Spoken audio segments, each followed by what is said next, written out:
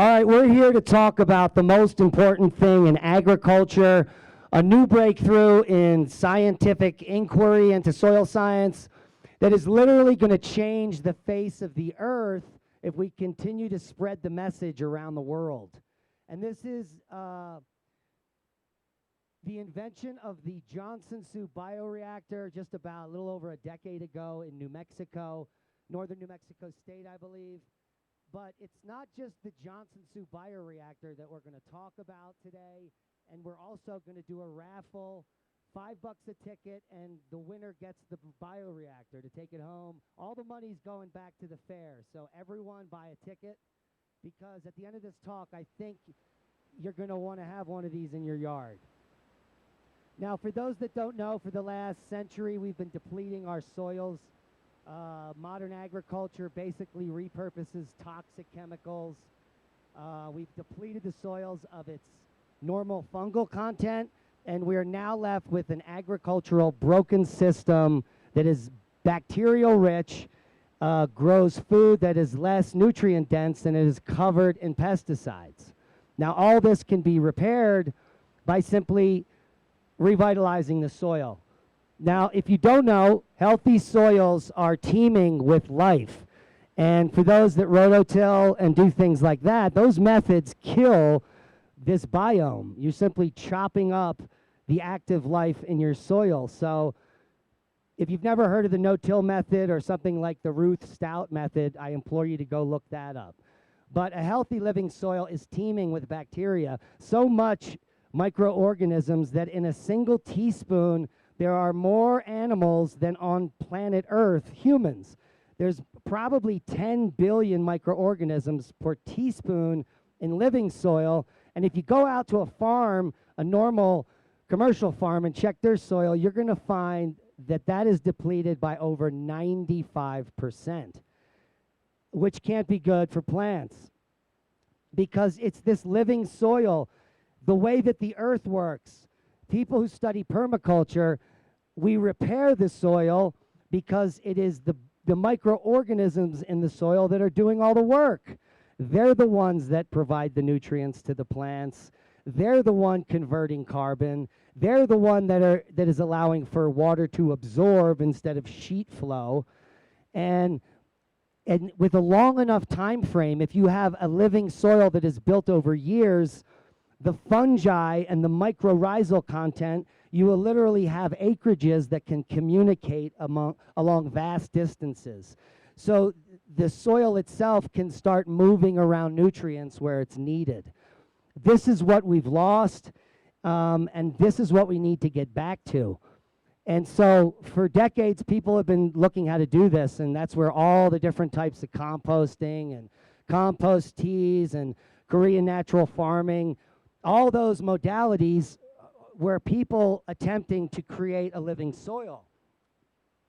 The beautiful thing is that this technique here, the Johnson-Su composting method, is a literal breakthrough in agricultural science and soil science, because what it does through a process of static aerobic composting, most compost piles are anaerobic.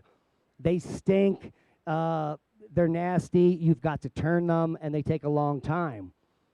So people got into aerobic static piles where they pumped air into their pile, but still in those piles, because the air doesn't get through them efficiently, they become anaerobic and they stink, and you get the normal bacterial dominant compost.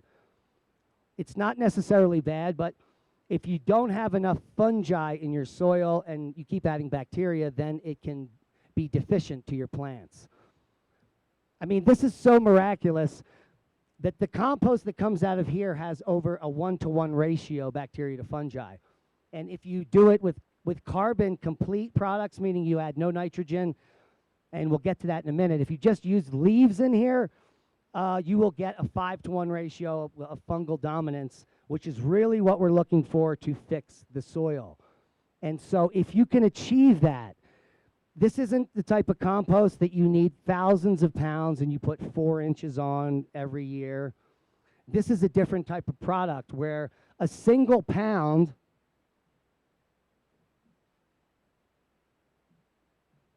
A single pound right here can inoculate an entire hectare. And so you don't use the dirt, you use the water that you wash through the dirt, which rinses off the fungi. And they've even found in the last few years that just spraying it on the surface pales in comparison to injecting it into the ground. So many people are now, with small amounts of this filtered water, injecting it into the furrows, and the results are insane. In a normal agricultural setting, the plants that we are harvesting utilize 3 to 10% of the energy from photosynthesis. But once you inoculate a field with this biologically enhanced agricultural management, this beam, you can achieve a photosynthesis rate of over 53%. And so even in the best, 53%. In the best farming conditions, they're getting 11%. If you were to treat a field for 3 years with this beam, you would be getting 5 times the yield, and you wouldn't have to add any fertilizer. And so just imagine the possibilities. And then you can scale up these reactors, and they don't have to be the type of reactor that I'm going to talk about today. I was talking to someone earlier that I think Johnson came up here last year to the San Luis Valley, and they did an experiment in a hoop house where they literally made a reactor that was the entire size of the hoop house. They walled it in with 2 courses of hay bales. They put the 70% carbon material that they were composting in the center. Then they just opened up holes. This was all sitting on a platform of pallets, because in order for this compost to work, you need air constantly coming up from the bottom and through it the whole time. That's what keeps it aerobic, and that's what makes the fungi become dominant, because you're not flipping it, you're not turning it. The mycorrhiza has time to grow, and all the fungi that you need are living in harmony in this product until you, at the very end, when you rinse it off and inoculate the field. You can use this product to inoculate seeds, increasing yields by up to 50%. So there's unlimited uses you can use for this product. Not only that, it has no odor. And even in a cold area like this, people have done experiments, and in just a single season, you can use a Johnson Sioux bioreactor to create compost in a freezing environment like this. To fully compost what you put in a bioreactor, they recommend 1 year and never for it to freeze. So you'd have to have it in a hoop house here or heated. But if you start early in the spring, this is like normal compost. When you prepare it, the very beginning, you get a thermophilic reaction like normal compost, only it's not as hot. It comes up to 145 to 160 and just stays there for a few days and starts slowly dropping. So if you can heat it up when it's still freezing at night and keep it active, start early, you could probably get 7 or 8 months and make a really good bean product just outside in your yard. So who's willing to try to make one of these? All right, let's do it. So the original way Johnson Sioux, it was actually a couple. They're married, Dr. David Johnson. He's a molecular biologist at the University of Mexico, and his wife, Hui Chun Sioux. They've been here in the valley before. Has anyone ever met them? There we go. Well, these are the people that had this breakthrough in this type of composting. So we're making a new type of compost, which is more like a compost wash, which is an inoculant wash, and they're scaling this out to commercial farms where they're creating industrial equipment, where they're making the beam, they're rinsing it into, equipment that used to spray glyphosate on things are now spraying biologically enhanced agricultural management. Yeah, and they're getting 5x results. So we really need to start spreading this methodology because once you use it, and you use it for a period of a few years, it's done.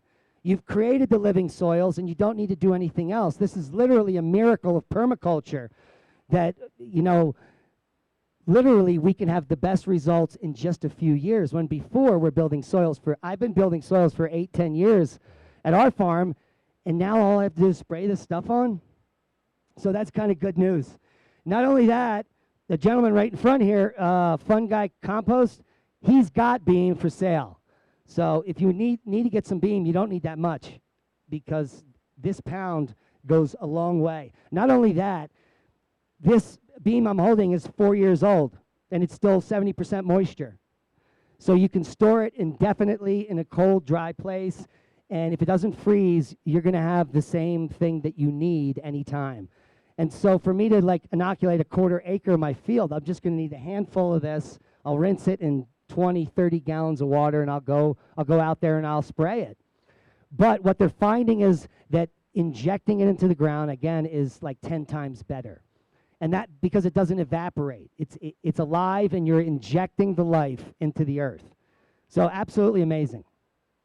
Now the way that Johnson & Sue had built the original bioreactor was a little larger than the one I have here that we're going to be raffling. But the key to doing this aerobic compost is simple. That you can do it any way you can think of to make this device. You can use a big bag that's like, you know those big mesh bags that they move tons of grain in? You could use that bag and hang it, because air can penetrate everywhere and stick tubes through it. The key is that there is air flowing within 12 inches of the compost at all places. So you can see how there's 3 holes here in the bottom pallet. It never is further away than 12 inches from the compost, any hole where air is coming through. And that'll become clearer when we show you how to build this. So first, you're going to find a pallet, you're going to lie it on the ground, and you're going to get some weed fabric. Yeah, just lay it down flat. You're going to get some weed fabric or some erosion control and staple it onto the pallet. Now, you want to have the pallet completely framed out. You don't want to have a pallet that has missing slats, so get some more pallet wood and make it solid. And this is because they find that water can pool in those areas and become anaerobic and spoil the whole bunch. So keep it flat. And next you're going to need some tubes to bring the air in with tons of holes. You know, those fit right into these holes that you're going to drill at regularly spaced intervals to make sure that everything is getting air within 1 foot. And basically, this size pallet can hold a bioreactor that only requires 3 tubes. If you get a full-size pallet, you need 5 tubes. If you make a 4 pallet bioreactor, you're going to need 25 tubes. So as long as the air comes in every foot, you're golden. The next thing is you're going to need some wire mesh or some heavy fencing, anything that can hold more erosion control fabric in place. And if you could just put that over top of that. And this is going to hold your compost material that you're going to use to make the beam. Now the key to making a bioreactor is to have your tubes, initial tubes, higher than the edge of your bioreactor or covered so you don't get any of your schmutz in there when you're filling it. So these are taped shut so you can't get anything into them. So now you're going to fill it. Now based on the research, you can fill this with anything you want. But if you're looking for fungal dominance, which is going to fix your dead soil, you're going to want to do it only one way, and that's all carbon. The more nitrogen you put in here, the more bacteria you're going to introduce, and you never want to put anything green into a Johnson Sue bioreactor. Everything has to be completely dried before you saturate it. So if you want the most fungally dominant beam, and I recommend you just stick with this, it's the easiest to make, you just use leaves because it's 100% carbon, completely dried leaves, and they're easy to shred. The more shredded your product, the faster the reaction occurs and the quicker you get the beam. The bigger chunks, the less aerobic composting is going to occur. So the better your shredder and the better your initial product, the better your result. Now this stuff sells for $50 a pound. So if you're looking to have a small business, this stuff sells out immediately because no one's doing it. And you can make 100 pounds per bioreactor. That's $5,000, and you don't do anything but wait a year and open it up and then sell it. So it's almost as good as weed. I know. That's why we're doing it. So if you want the most fungally dominant, you're going to use leaves. And if you want to guarantee you're not going to screw up, get some really high-end, already organic compost with hundreds of mycorrhiza in it, and you're going to sprinkle this in as you fill it, just a little bit, so that you know everything you have in there is in there. Like Happy Frog makes a mycorrhizal inoculant product. It's awesome. Just get some stuff going in there. But the leaves themselves are going to already have the fungi you need locally. And so the key to filling this is to have a good shredded start, and you need 70% moisture. The way you can achieve this is simple.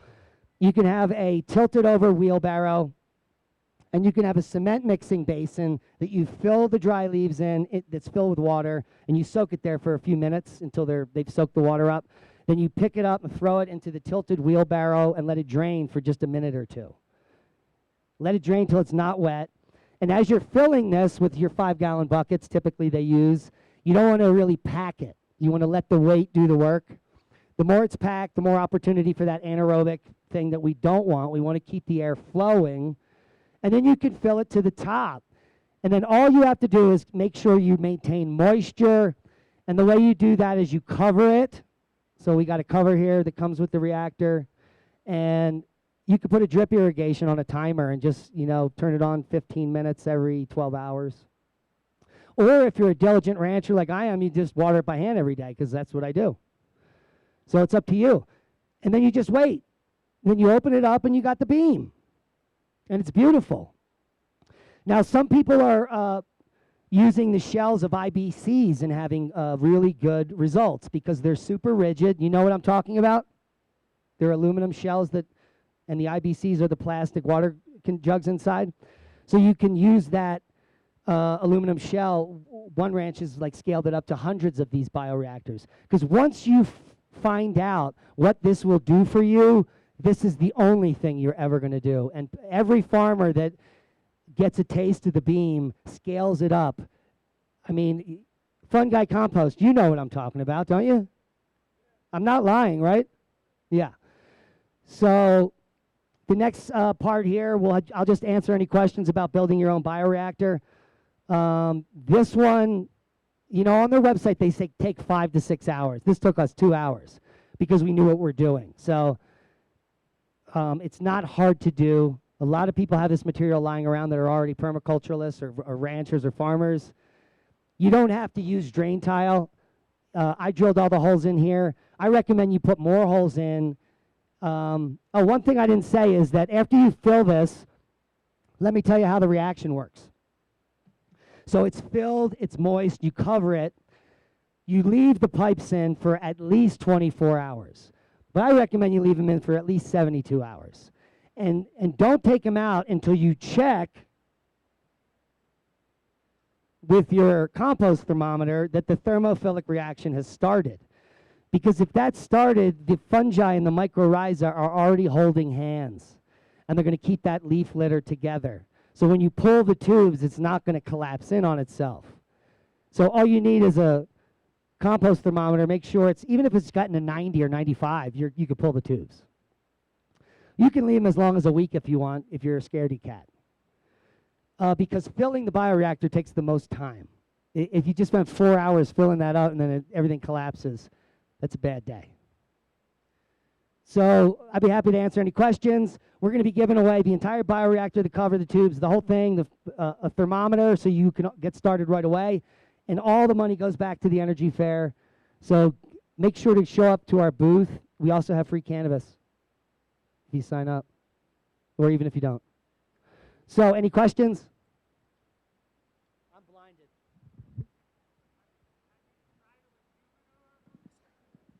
I would recommend you sit Humanor for at least a year or two before you try it.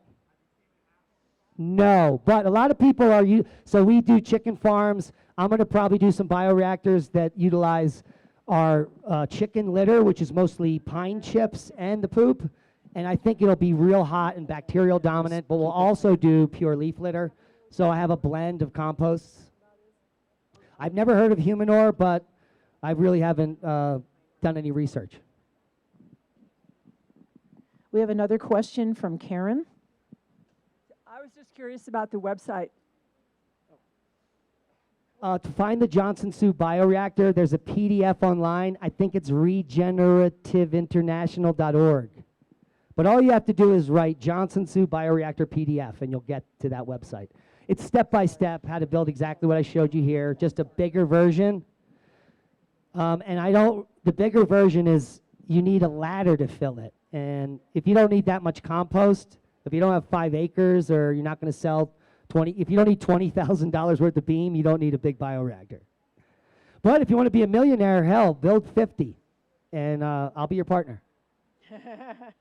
Anybody else? Any questions? Cool.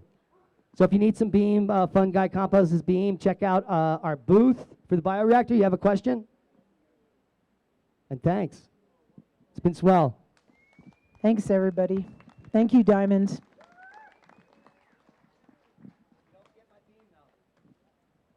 gotta pose for one more photo for me, though.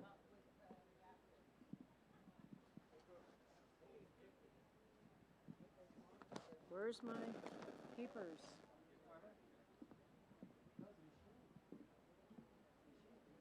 Where are my papers?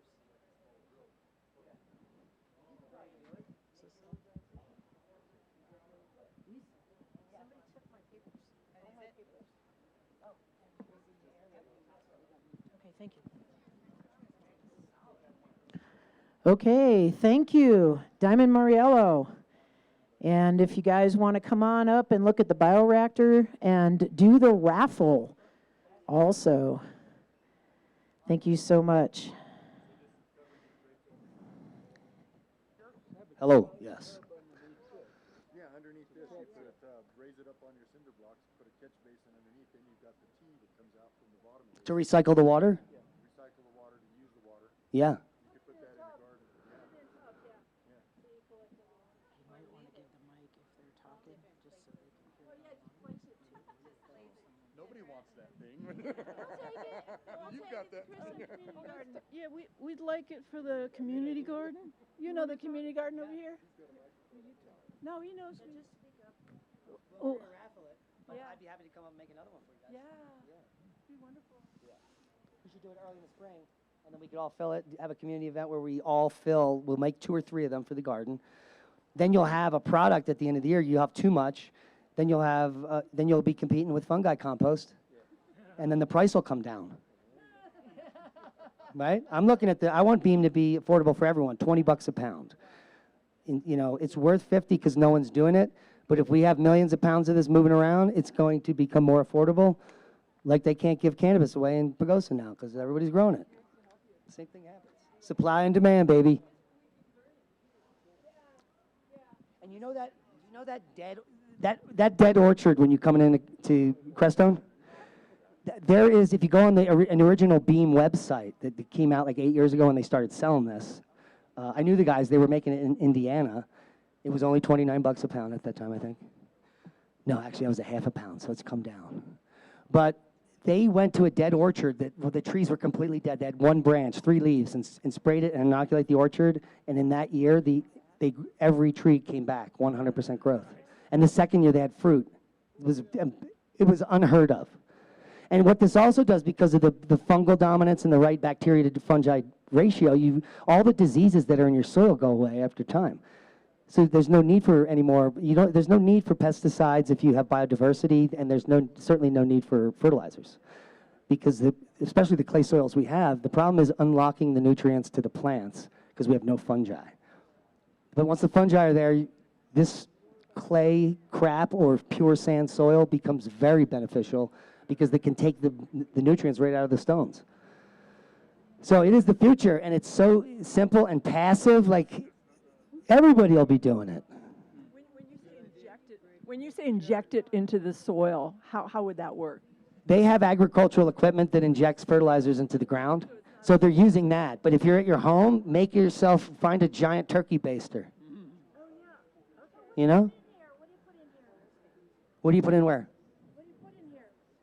Just 70% wet, shredded leaves. That's the best. But you can put anything as long as it's dry and shredded to start. No, you soak it to load it.